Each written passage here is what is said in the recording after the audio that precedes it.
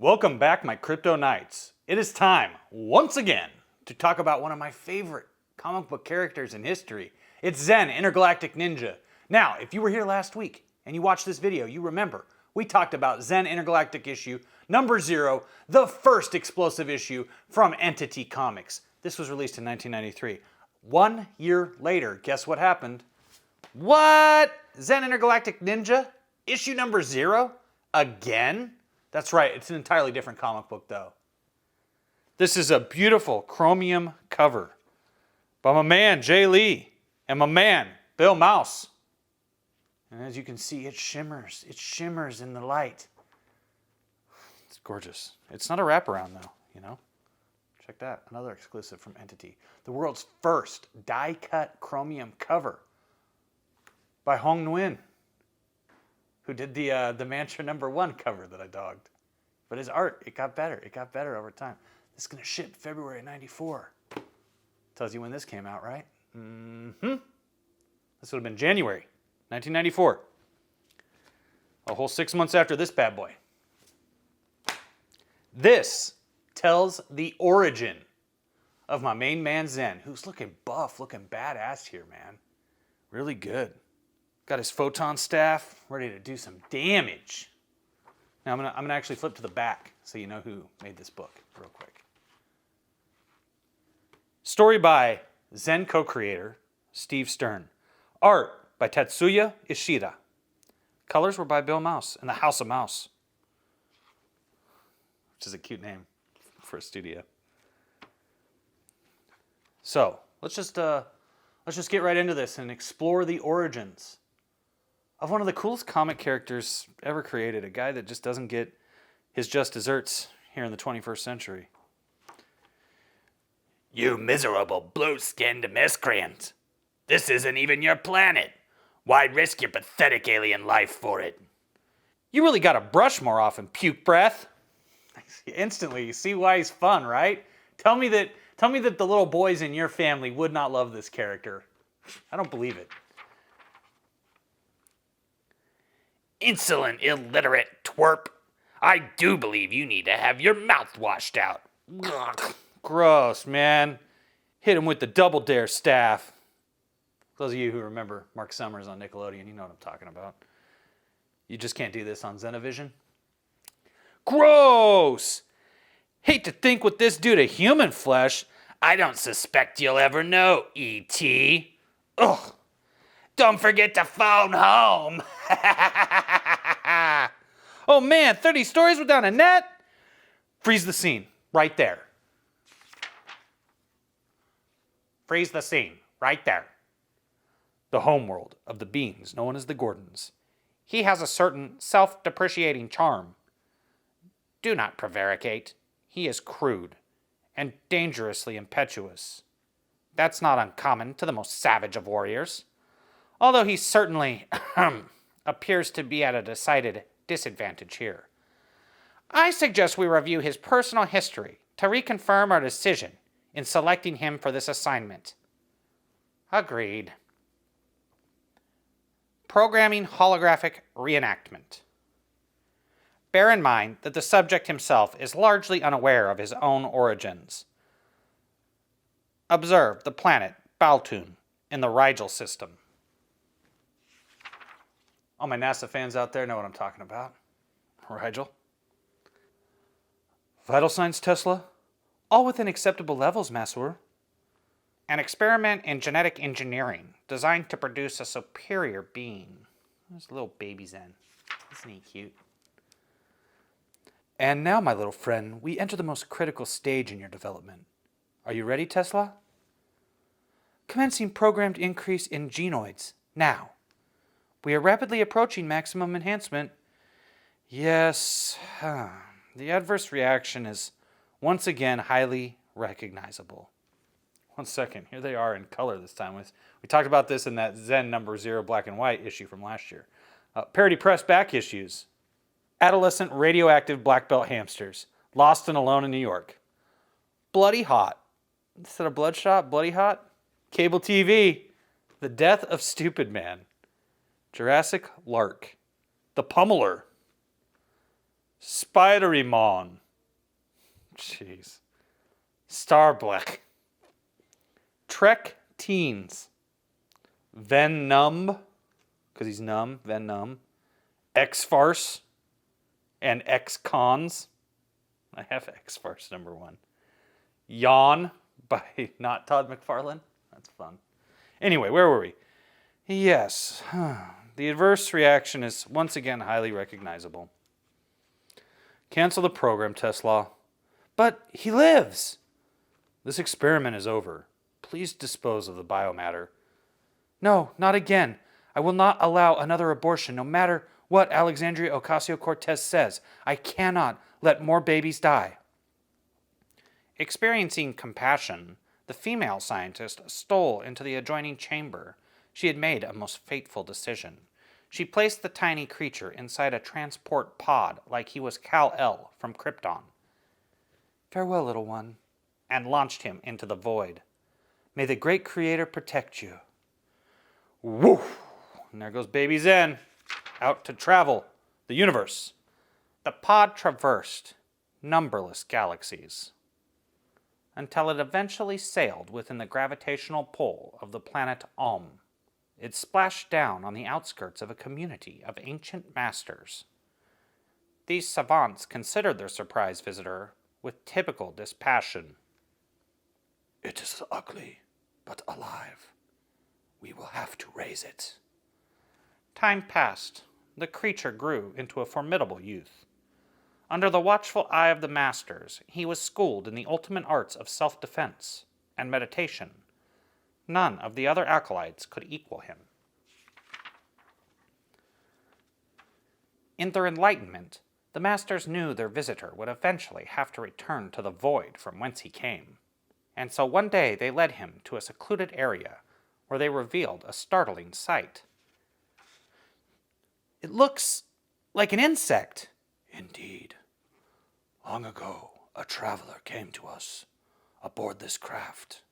He sought sanctuary, which was freely granted him. After his spirit passed on, all that was his was left here. These are now yours, as is this ship. Use these gifts wisely. I don't understand. There is no more that we can do for you here. Today we send you forth to fulfill your destiny, and we give you the most revered name in all of our traditions. From this day forward, you will be known as ZEN. And he got those awesome boots. Feeling it. And so this young adventurer set off, adopting the lifestyle of the solitary soldier of fortune, providing his services to the highest bidder on a myriad of worlds. More time passed. Zen's reputation for swift and decisive action, as well as his fearlessness in the face of deadly danger, spread throughout the cosmos. Clearly, this was no ordinary warrior. Thus, when this assignment presented itself, there was no question as to his qualifications. His attitude, however, is another matter. True, but are we not ourselves at least partially responsible for his contentiousness, in light of the subterfuge we employed in securing his services? We gave Zen to believe we were simply hiring him to retrieve a precious stone on planet Earth. It no doubt appeared innocent enough to him when he arrived to learn that a young Terran had just happened upon the object of his quest.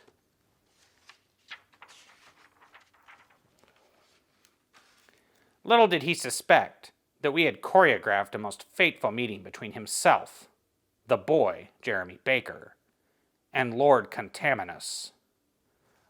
Nor did we foresee the intervention of one Major General Carl Lorenz, an obsessed UFO hunter of psychotic proportions, waging a one-man crusade to track Zen down and put him, in his parlance, on ice. Nonetheless, far below the surface of the earth, the abomination, calling itself Lord Contaminus, had festered to life. And he, was not alone. A veritable army of living contaminants had arisen to serve him. Their goal, to turn the Earth into a toxic wasteland, over which their master would reign supreme. Lord Contaminus, Garbage Man, Oil Slick, Smogger, and Sulfura. You know, I'm just hoping that maybe at some point in here the Toxic Avenger will show up to team up with ZEN Intergalactic Ninja and take out this toxic trash. Finally, we divulged the truth to Zen and the boy, that the Earth was standing at a not untypical crossroads in the course of planetary development. In short, her natural ecosystems were rapidly succumbing to massive, unchecked industrialization from China. Okay, I added that part, but you know, China is the #1 offender, right? And then I believe it's Russia after that. But you never hear our green friends ever mention China or Russia in that context, do you? Nope, sure not. It almost makes you wonder who funds them to act so outraged about the environment in the United States. I wonder if it could be China? That is why the race of galactic caretakers had seeded countless worlds with geocrystals. These gems harness a planet's life energy, or eco-power, when wielded by a young individual of pure and unspoiled heart. This youngster is referred to as the Star Child. You, Jeremy, are Earth's Star Child. This really bites. You green-skinned goons set this whole thing up? In a manner of speaking, yes. Just wait till I get back to homeworld and wring your scrawny necks. He was no less perturbed when he learned we had secretly placed the recyclotron device aboard his craft. You really think this gizmo's gonna work, huh? The Gordons guarantee it. That stuff goes in and a biomechanical life form comes out? Yeah, right.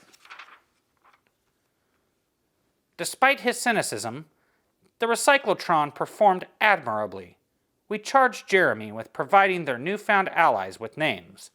They are somewhat unusual. Pulp. Lawn Ranger. Can It. Lights Out. And Bottle Bandit. It's actually pretty fun.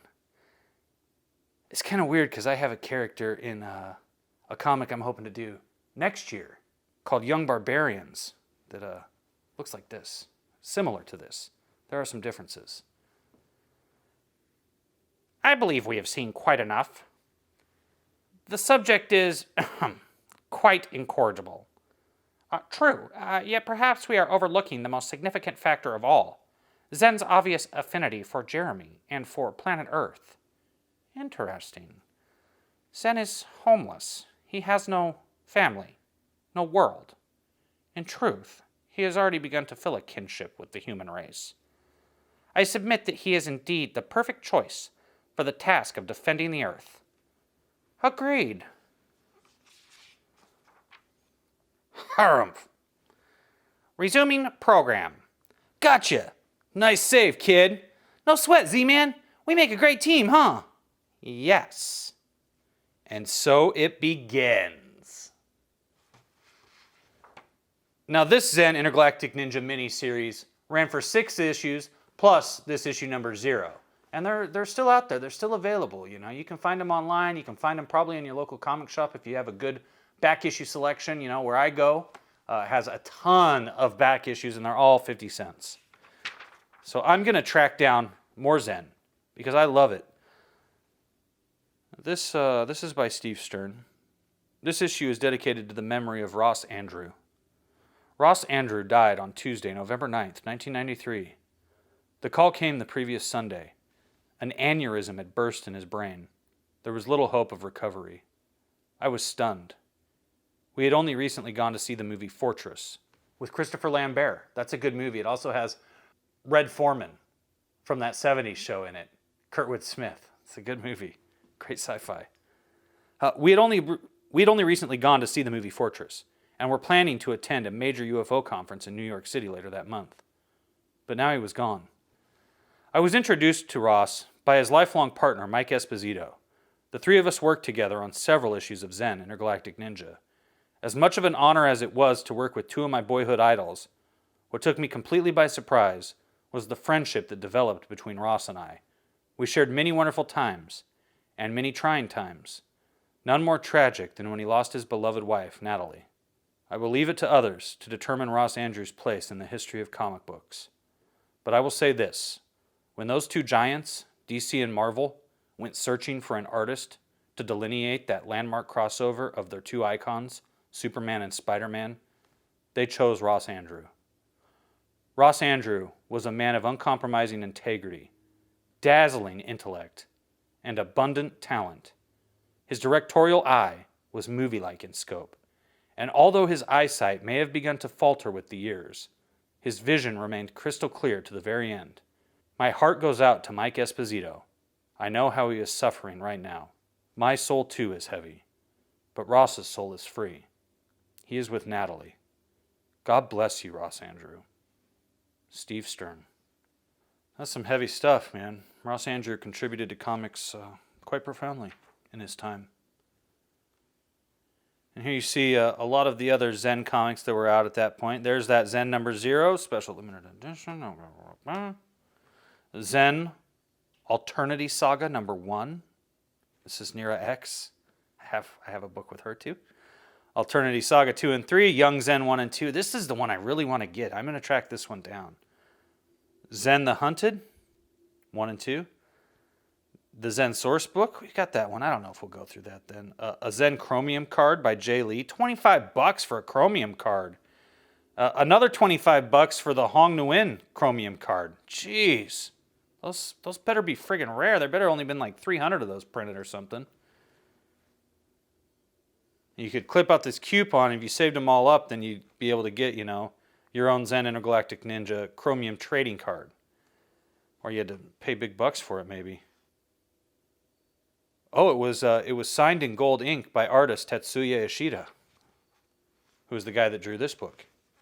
Did all this art. So I hope that you... oh, there's more pinups. Oh, look at this. Oh, isn't this fun? Very nice. There's, we've talked about that Game Boy game, that ZEN Intergalactic Ninja for the Nintendo Entertainment System. So there we go. Another look at ZEN Intergalactic Ninja. A look at his origin story. And I really enjoyed it, actually. As you can see, this is something friendly for kids of all ages. There's nothing too intense in here. There's no terrible language or anything like that you have to worry about, Mom and Dad. And there are a lot of ZEN miniseries over the years, He was really, really popular in the 90s, relatively speaking, for, a completely independent character. And there have been other companies that have tried to bring him back in the early 2000s. I think most recently, Devil's Due was going to put out a ZEN miniseries. And if I'm not mistaken, they released like one issue, and then they tried to get their hands on the IP, or at least own a portion of the IP, and the creators weren't having any of that. So good for them. Good for them. And hopefully those creators will be able to find another company that is willing to bring ZEN back into existence here in the 21st century.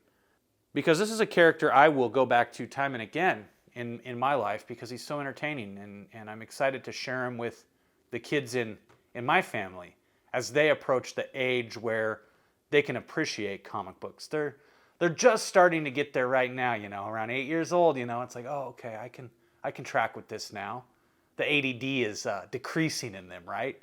So anyways, I hope you liked it. And if you're looking for another comic book that's great for kids of all ages from 8 to 80, please don't hesitate to check out my comic. That's right, Kryptonites. I know you know about it, but anybody new watching might not know.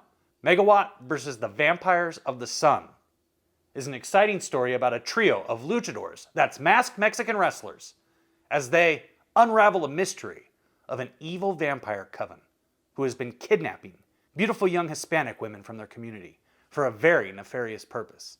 Go to megawattcomic.com, it'll take you right there. And we have a ton more comics planned for the future that are already written, already waiting to go. Some are already being drawn. So come on board with us, and let's take this trip together. And never forget that I appreciate each and every one of you who tunes in here to watch these reviews, each and every one of you who supports us in making comic books for a new generation, and a generation that's already been here waiting for some fresh new stories to show up in their local comic shops. So hop on the Crypto Comics train right now. I cannot wait to take this journey with you. And I will see all of you beautiful people in Webtown right back here tomorrow on Crypto Comics.